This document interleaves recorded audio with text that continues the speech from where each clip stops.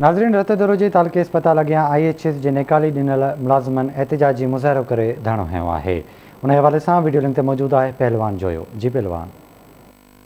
वक्त IHS रतो दरो तालुका अस्पताल के अगे IHS जा जेके मुलाज़िम आहिनि जंहिंखे नेकाली ॾिनी वई आहे उहे अस्पताल जे आॾो धरणो हली वेठल आहिनि। हिननि खे 3 ॾींहं गुज़री विया आहिनि पर हिन वक़्त ताईं इंतज़ामी तौर ते हिननि सां कंहिं बि राब्तो न कयो आहे।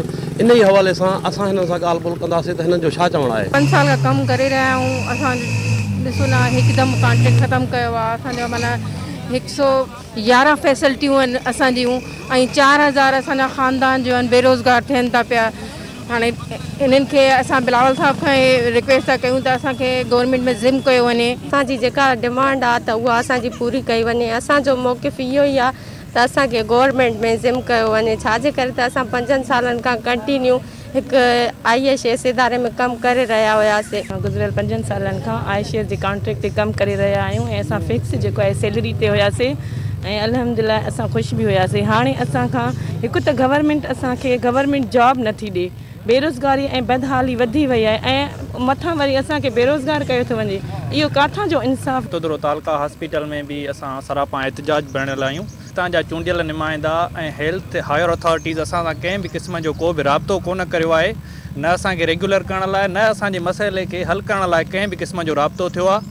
असां इहा ई मुतालबो था करियूं त असांखे गवर्नमेंट में ज़िम कयो वञे। असां त मतिलबु डर्मेटोलॉजिस्ट आहियां मां, पर असांखे तंहिं हूंदे बि हिननि पंहिंजी जेको आहे फैसिलिटी ॾियण लाइ, अवाम जे फैसिलिटी ॾियण लाइ हिननि कार्डियोलॉजिस्ट कयां, डर्मेटोलॉजिस्ट कयां, ENT स्पेशलिस्ट कयां, ॿिया फिज़िशियन कयां, जेके FCPS हुया, सभिनी खे उहे माण्हुनि खे ख़िदमत ॾियनि पिया। उन मां हाणे उन्हनि खे जेकॾहिं उन्हनि खे एॾी मतिलबु मसइलो उन्हनि जो कोन्हे, हू रिटायर्ड आहिनि, उन्हनि खे कयूं थो, पर हीअ त अवाम जे लाइ फैसिलिटी था ॾियनि। पर जेके वीचारा असांजा भाउर ऐं भेनरूं जेके आहिनि वीचारा जिन 5 साल ख़िदमत कई आहे, जिन खे डिग्रियूं ईअं न आहे त उहो जेको आहे मतिलबु अनएजुकेटेड आहिनि, उन्हनि खे डिग्रियूं सुठियूं सुठियूं। हिकिड़ो DG हेल्थ लेटर आउट कयो जंहिंमें जेका गवर्नमेंट सां IHS जो जेको कॉन्टेक्ट हुयो उहो 10 सालनि जो हुयो, उहो 10 सालनि जो हुयो ऐं उहो 5 सालनि जे अंदरि अंदरि उन्हनि गवर्नमेंट ऑफ सिंध उनखे वाइंड अप करे छॾियो आहे। हाणे जेके इन जे गवर्नमेंट ऑफ सिंध जूं जेके 111 अस्पतालूं हुयूं उन्हनि खे IHS डील करे पई। हाणे असांखे छंछर ते लेटर इहो जारी थियो आहे DG हेल्थ खां त बाबा हे कॉन्टेक्ट तव्हांजो पूरो थी चुको आहे, लिहाज़ा तव्हां भली वञो। जीअं त हिन वक़्तु तव्हां ॿुधो त IHS जे मुलाज़िम जेके आहिनि हिन वक़्तु रते दर में 35 खां 40 ॼणा आहिनि जिन खे नेकाली ॾिनी वई आहे।